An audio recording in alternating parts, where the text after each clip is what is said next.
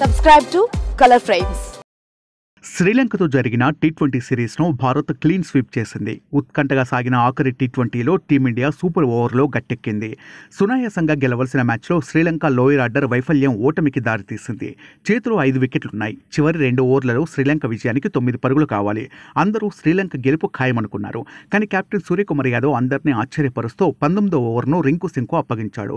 తుఫాన్ బ్యాటింగ్కు పేరుగాంచిన రింకు బౌలింగ్లోనూ రాణించి 2 వికెట్లు పడగొట్టాడు. రింకు బౌలింగ్ చూసే కోచ్ గంభీర్ పగలబడి నవ్వాడు. 19వ ఓవర్ తొలి బంతికి రింకు సింగ్ 1 పరుగు ఇచ్చాడు. రెండో బంతికే కుసాల్ను క్యాచ్ అవుట్ చేశాడు. అంతర్జాతీయ టీ20లో రింకు సింగ్కు ఇది తొలి వికెట్. అద్భుతంగా బ్యాటింగ్ చేసిన పెరీరా హాఫ్ సెంచరీ మిస్ చేసుకున్నాడు. 34 బంతుల్లో 46 పరుగులు చేసి అవుట్ అయ్యాడు. మూడో బంతికి కమిందో మెండిస్ 1 పరుగు తీశాడు. 4 బంతికి 2 పరుగులు ఇచ్చాడు. 5వ బంతికి సింగిల్ కూడా ఛాన్స్ ఇవ్వలేదు. ఇక చివరి బంతికి రింకు మరో వికెట్ పడగొట్టాడు. రమేష్ మెండిస్ను శుభ్మన్ గిల్ క్యాచ్ అవుట్ చేశాడు. కాగా రింకు అనూహ్యంగా ఒకే ఓవర్లో 2 వికెట్లు పడగొట్టడంతో డగౌట్లో కూర్చున్న గౌతమ్ గంభీర్ నవ్వు ఆపుకోలేకపోయాడు. బ్యాట్తోనూ తన సత్తా చాటడంతో ప్రశంసలు వెల్లువెత్తుతున్నాయి. టీమిండియాకు మంచి ఆల్రౌండర్ దొరికాడంటూ ప్రశంసిస్తున్నారు. మరోవైపు ఈ మ్యాచ్లో సూర్యకుమార్ యాదవ్ 2 వికెట్లు తీసి ఓడిపోవాల్సిన మ్యాచ్లో భారత్కు అద్భుత విజయాన్ని అందించాడు.